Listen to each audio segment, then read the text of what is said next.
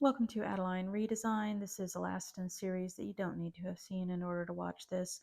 My paint has been cold in the fridge, and so I'm warming it in a bath there to make sure that the flow is what I need it to be to go through my air sprayer.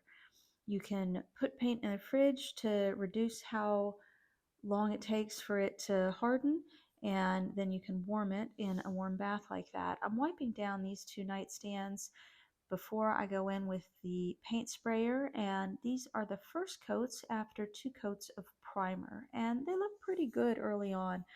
The sprayer has some issues, and so I keep going back to the cardboard to make sure that I'm spraying it correctly.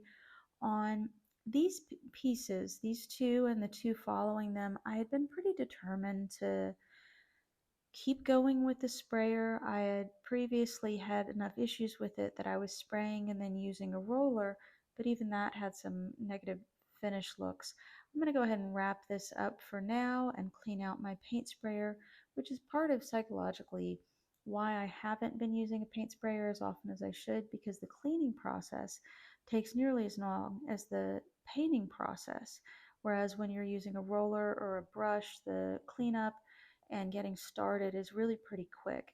After getting that coat on, I decide to take off the tape that is around being uh, that it has been protecting the edges, and that last coat was actually my second coat after two of primer. Coming up here we have what will be the black nightstands. They are primed in Ben Shellac primer, and I'm going to go in with a Rust-Oleum door and trim paint. I've taped off the can to help make pouring it into my filter a little bit easier. And in my sprayer, I have a bag so that I can later on just take that out rather than have to clean the entire sprayer. I add a little bit of water and then I test how appropriately the water has thinned the paint by using a viscosity cup that comes with the paint sprayer. I use plastic bags in the paint sprayer so that I don't have to clean out the entire paint sprayer, the body of it, and those plastic bags have been really helpful for getting me to want to use the paint sprayer more, because cleaning out the place where I put the paint has been one of the harder things to do outside of just the nozzle and the components. I With the black paint, I managed to get the paint viscosity to where I need it and get the settings on my air sprayer pretty perfect right off the bat, which is encouraging because I have been spending a lot of time using a roller after using the sprayer when I was unable to figure out how to get it going correctly. Once I'm on the black nightstands here, I'm really moving forward at a pretty fast pace. I decided to paint the backs because even though the back will not look as good, it will look better if it is the same color as the rest of the pieces are. This process goes by pretty quickly, and after I have one coat on everything, I'm going to want to look and make sure that I don't have any drips and runs, because after I paint, immediately after is the best time to be able to catch drips and runs and try to correct for those, either by dabbing them a little bit or going in with a brush to make sure that they're not as visible. Otherwise, I could go back with a sandpaper later. After I do my first coat, I'll go wash that paint sprayer, and I'm really trying to dedicate myself here to thinking of how long it takes me overall to put on a coat of paint. Doing this nightstand grouping has really helped me see where I can gain efficiencies, and also psychologically, it's taught me where I need to make sure I leave room for creativity, because up to an enormous extent, how long this project took me wasn't just because of illness and travel and other projects, but it was because there was a lack of motivation to get up and do what was fairly boring work over and over again. In smaller projects or that are shorter term, when I need to push myself to keep going for a little while, it can be easier when I know that it's only a few days away at most before I'm finished with the project. But in the case of doing 8 nightstands back to back with each part, each step in the process, That really meant that I didn't know how long it was going to take, but I knew it was going to be much more than a few days. Deft clear wood finish is what I've decided to use after putting on a second coat. I'm going to be pretty heavy handed on the top because that's what's going to get the most traffic on it, and I want to make sure that it's well protected. I'm also going to go over the sides and the surface at the bottom before I put the new drawer pulls back on, or should I say newly painted drawer pulls back on, which finishes these pieces up, and I feel really good about that.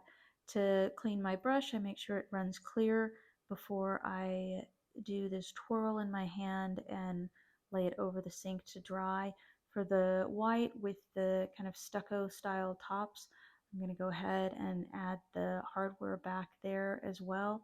I want to look back on what all of them looked like to begin with. They were an outdated color, and the 8 side tables by the pair, a white pair with rose gold handles, and a white pair with silver handles and a stucco style top, a black pair with true gold handles, and then additionally there's a black pair with a faux wood effect on the top and silver handles.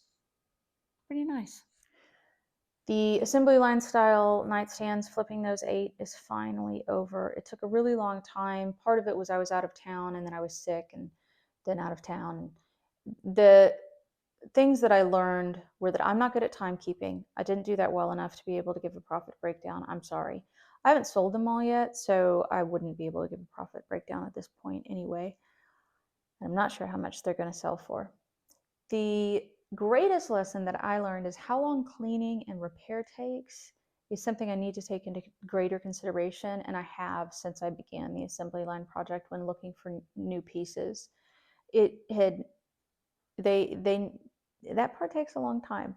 Doing it all at the same time saved a lot of time. I didn't have to take out the same materials over and over again for different pieces, but I'd done 8, and I think for cleaning, I have enough space for that. And for repair, maybe I have enough space for that. But for painting, I really didn't.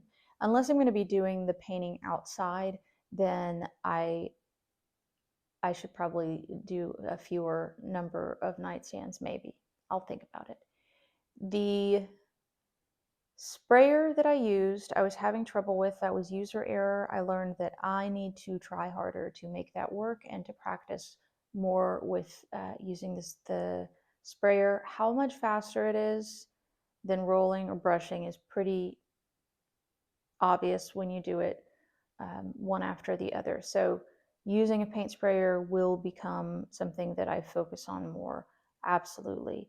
The shellac-based primer worked the best, and I'd like to figure out how to use that in a sprayer, but 1, 2, 3 worked fairly well. So I may try to do sanding and 1, 2, 3 and then an adequate paint so that I can use 1, 2, 3, which is water-based, in a sprayer more comfortably. Cleaning up shellac-based primer is something else. I'm going to wait for a while before I do another one of these because it was really hard for me to push myself through psychologically. This felt much more like work than the work that I normally do on furniture, and I didn't want to be doing it anymore pretty early in to the project, which was strange for me. And pushing myself through it was a lot more than pushing myself through many more days as it would be with another project. It was weeks, during which time I did other things in between to try to keep my spirits up. I have 6 more identical to do in assembly line fashion. I'm going to hold off on that so that I don't break myself mentally with how much I don't like doing that. Onward to the next thing.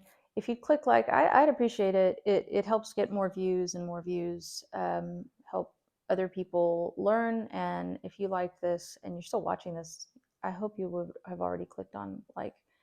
But please join me for my next adventure, which will be something that does not take nearly as long, but where I hope to fun around and find out and continue the learning process. I hope you continue the learning process with me. I welcome comments, suggestions, criticisms, even. After I take a breath, I'll come back to assembly line style.